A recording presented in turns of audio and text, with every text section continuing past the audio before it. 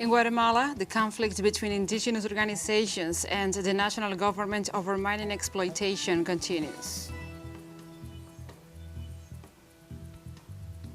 Thousands of supporters of Hungary's opposition held a large-scale demonstration in Budapest on Saturday to protest against the country's right-wing populist Prime Minister Viktor Orban and his government. Heavily armed men have attacked a prison in southwest Nigeria, freeing about 575 inmates in the third prison break event this year.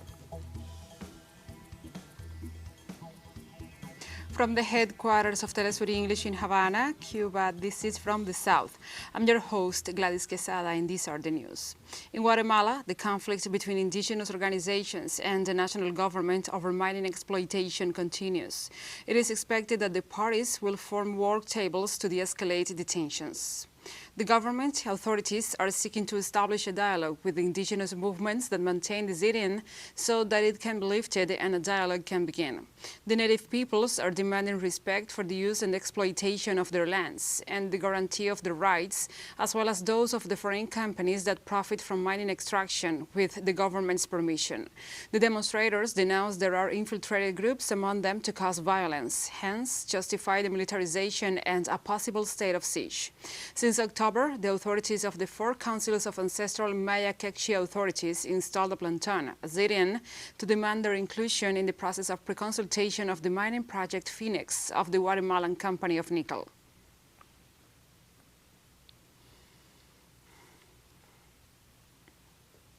The United Nations Children's Fund warns that the number of children and women abducted in Haiti until the end of August has already surpassed last year's total. According to UNICEF Regional Director for Latin America and the Caribbean, Jailbreak, Govt, there is no safe place for children in the nation anymore. The officials said that children are being kidnapped on their way to school, at home, or even at church, at any time of the day or night. The UN organization estimated, based on official sources, that 71 women and 30 children were abducted in the first 8 months of this year, up from 59 women and 37 children last year. Most of the kidnappings are taking place in the capital city of Port-au-Prince, and most abductees are Haitian. The situation is worsened by gang violence in the area, which since June has displaced at least 19,000 people and has affected 1.5 million.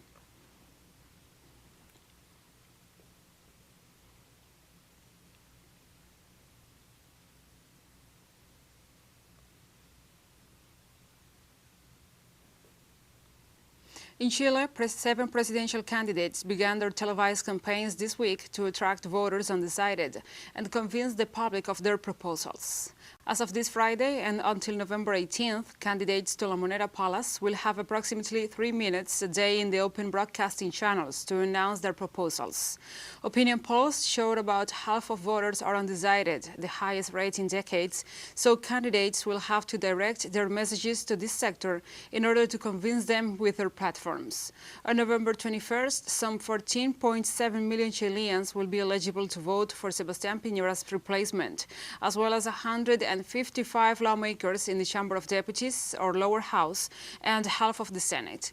If no candidate receives a majority, the top 2 will face each other in a December 19th runoff.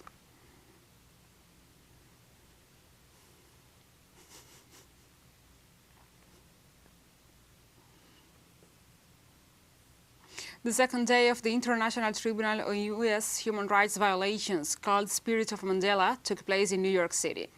Spirit of Mandela is a campaign to bring international attention to the U.S. violations of the human rights of U.S.-held political prisoners, as well as U.S. systemic oppression and repression of Black, brown, and indigenous people.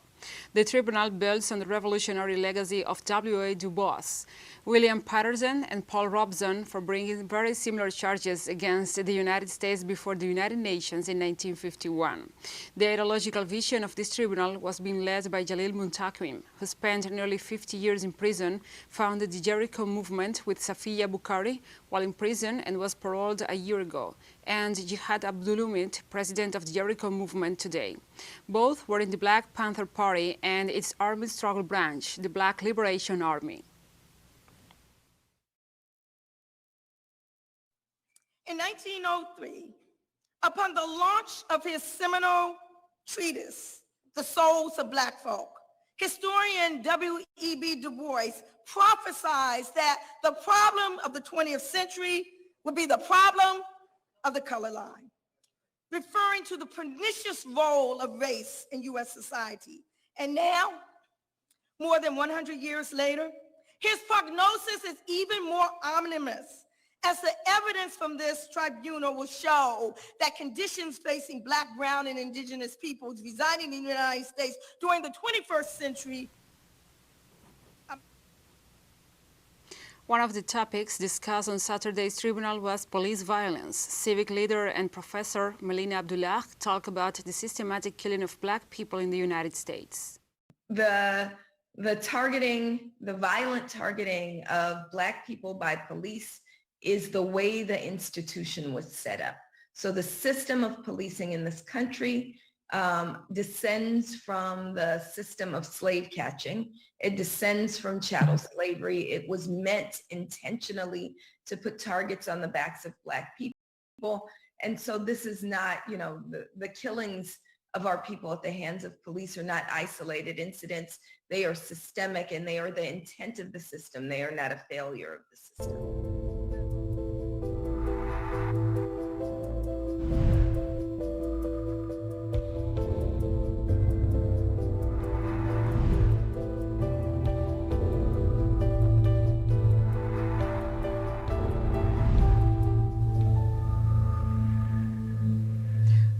Now we address other topics. Over 700,000 doses of the second component of the Sputnik V vaccine arrived in Venezuela this Saturday to continue immunizing the population.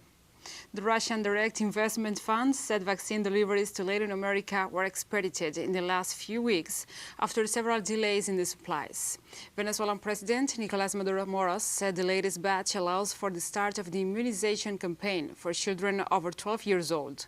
According to the high-level Intergovernmental Commission, some 3,860,000 doses of Sputnik V have been supplied by Russia to Venezuela.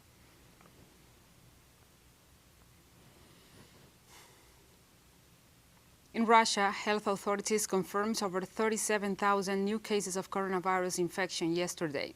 The figure represents a new historical maximum since the beginning of the pandemic. The Slavic nation has been renewing its infection records, with Moscow and St. Petersburg as the most affected cities. In addition to the number of infections, 1,075 citizens died of the virus during the previous day. Russian scientists have developed the vaccines Epivac Corona N, Sputnik V, Sputnik Light, and Covivac, with which more than 47 million citizens have been vaccinated. After the latest report, the number of coronavirus carriers in the country has reached over 80,200,000 people.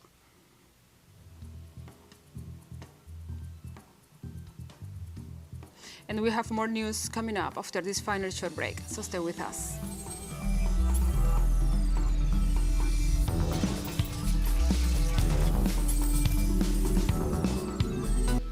Welcome back. Thousands of supporters of Hungary's opposition held a large-scale demonstration in Budapest on Saturday to protest against the country's right-wing populist Prime Minister Viktor Orbán and his government. Earlier on Saturday, pro-government protesters also held a rally dubbed the Peace March, in which some 400,000 people participated in the march across downtown Budapest and listened to a speech by Orbán. Last Sunday, Peter Markizai won an opposition primary race in Hungary, making him the joint nominee of a six-party opposition coalition, which will lead a challenge to Orbán in parliamentary elections next spring. Markizai now has the pledged support of all of Hungary's six major opposition parties, which fall on a range across the political spectrum from left to moderate to right-wing. The parties have vowed to put aside ideological differences and get behind a single joint candidate in an effort to oust Orbán and his ruling Fidesz party.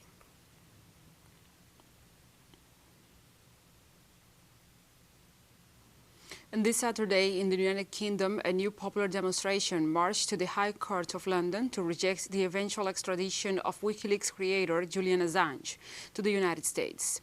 The activist is currently confined in the Belmarsh High Security Prison, awaiting a hearing that will define his eventual extradition to the United States, where he could serve a sentence of 175 years in prison for disseminating information that demonstrates the illegal practices of the United States.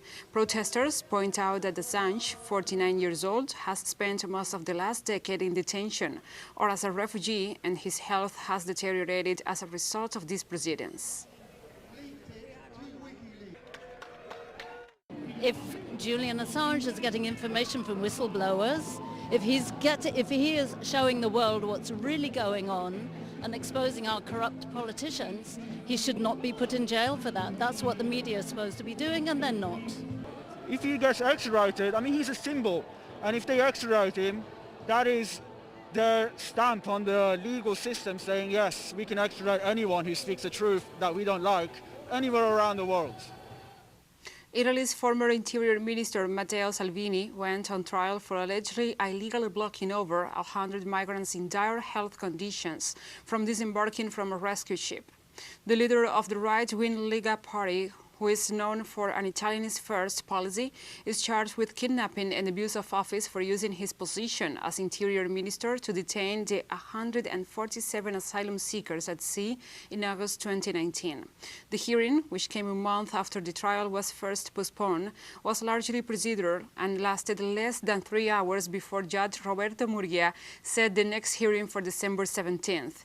If found guilty, Salvini could face up to 15 years in prison. The former Interior Minister has said the decision was not his alone, but agreed by the government, including by the then Prime Minister Giuseppe Conte.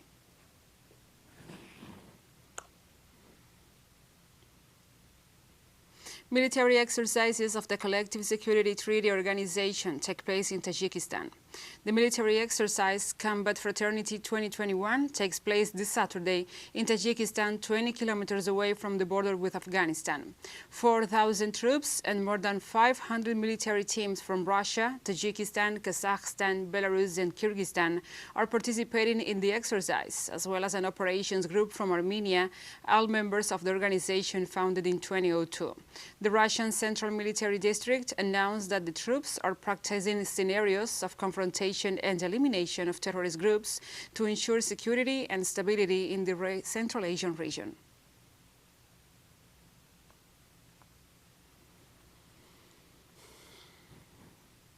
Heavily armed men have attacked a prison in southwest Nigeria, freeing about 575 inmates in the third prison break event this year.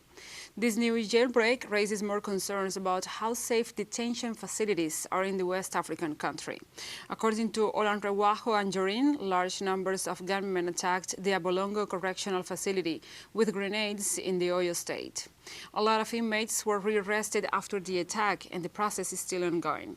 About 240 prisoners escaped in September in Kogi State, and in April, over 1,800 inmates escaped during an attack on another prison in the southeast. Nigerian prisons hold 70,000 inmates, but only about 27% of them have been convicted, according to government data.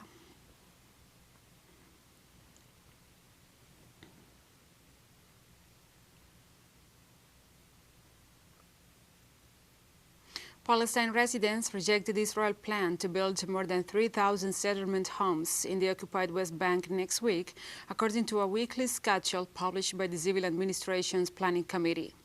Palestinian Prime Minister Mohammed Stayeh denounced the plans, saying that the biggest challenge facing the Palestinian environment is settlement and its demands. The diplomat also said that Israel continues to control his country's natural resources and prevents access to Palestinian lands behind the wall, using them as a dumping ground for solid, chemical and electronic waste. It will be the first time the settlement units are approved during the administration of United States President Joe Biden and the current Israeli cabinet. The plan was initially due to go up for approval 2 months ago, but was stalled by the civil administration.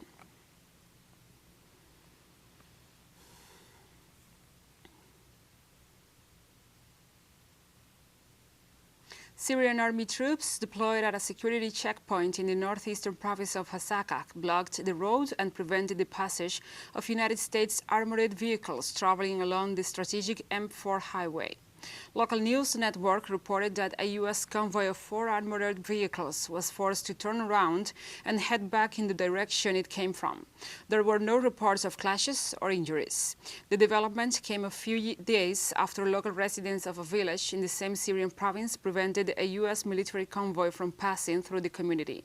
The U.S. military has stationed forces and equipment in eastern and northeastern Syria, with the Pentagon claiming that the deployment is aimed at preventing the oil fields in the area from falling into the hands of terrorists. Damascus, however, said the unlawful deployment is meant to plunder the country's resources.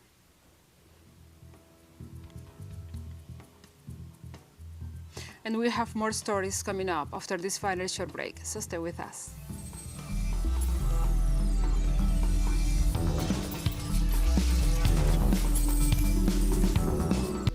Welcome back to From the South. Now we present a brief summary of this week's main stories. This week, Latin American countries saw several demonstrations against economic inequality, the pandemic mismanagement, and social instability in the region. In Chile, people took to the streets to mark 2 years of the social outburst of late 2019.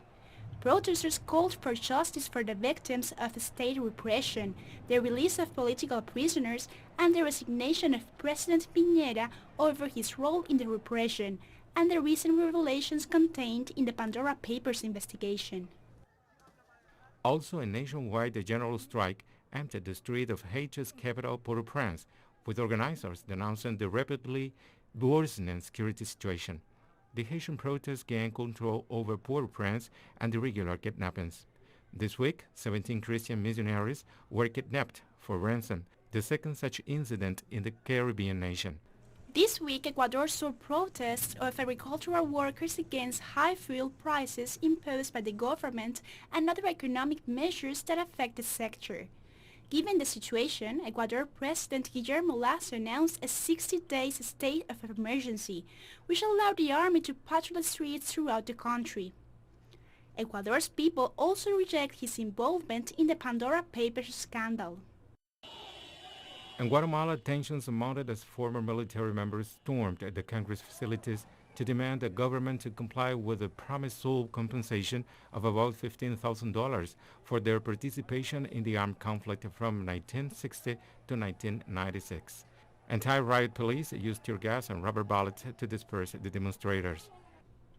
In Bolivia, social movements and human rights defenders carried a 200-kilometer march from the town of Caracollo to La Paz to demand the legal proceedings advance for the conviction of former de facto presidents Yanin Áñez and the other figures responsible for the acts of violence perpetrated in 2019 in the context of the coup against the government of Evo Morales.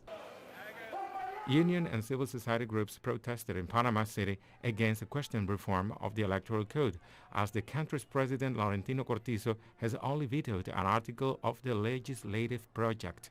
Over 4,000 people participated in the mobilizations, demanding the inclusion of articles in favor of gender parity, allocation of seats, financing of political parties, nor the criminal electoral jurisdiction. Other topics were prominent in our news brief this week. Venezuela's government announced the kidnapping of diplomatic Alex Saab by the U.S. government with the complicity of Cape Verde authorities. Given the situation, Venezuelan President Nicolás Maduro qualified Saab's kidnapping as inhuman and unfair. The Venezuelan people rejected Alex Saab's kidnapping and demonstrated to support his cause. Saab's wife, Camila Fabri Saab, offered an exclusive interview for Telesur, explaining the emotional toll of this incident for the Saab Fabri family and how Cape Verdean authorities violated due process in her husband's detention. These other events were trending in our informative agenda. Barbados Parliament laid down one of the final steps to the Caribbean nation becoming a republic on electing its first president, putting an end to the colonial vestige of the British head of state. In a special joint session of Parliament, the House of Assembly, as a collective, voted on the election of Governor-General Dan Sandra Mason, who will become the island's first president on November 30th, Independence Day, and the date of which Barbados becomes a republic. We move on to other topics. Colombia and Venezuela saw steps up and setbacks in their bilateral relations. The President of the National Assembly of Venezuela, Jorge Rodriguez, announced on Wednesday that he received a proposal approved by the Senate of Colombia for the normalization of diplomatic and trade relations between the two countries. Soon after this announcement, Colombian President Iván Duque denied all possibility of resuming diplomatic relations with the Venezuelan government during a meeting with U.S. Secretary of State Antony Blinken, rejecting all efforts made by the Colombian Senate on this matter. These were the main pieces of information that trend on our agenda this week. For more updates, analysis, and details, stay tuned to Telesur English on YouTube or join us on Facebook, Twitter, and Instagram. And we have come to the end of this news brief. But remember, you can find this and many other stories on our website at telesurenglish.net.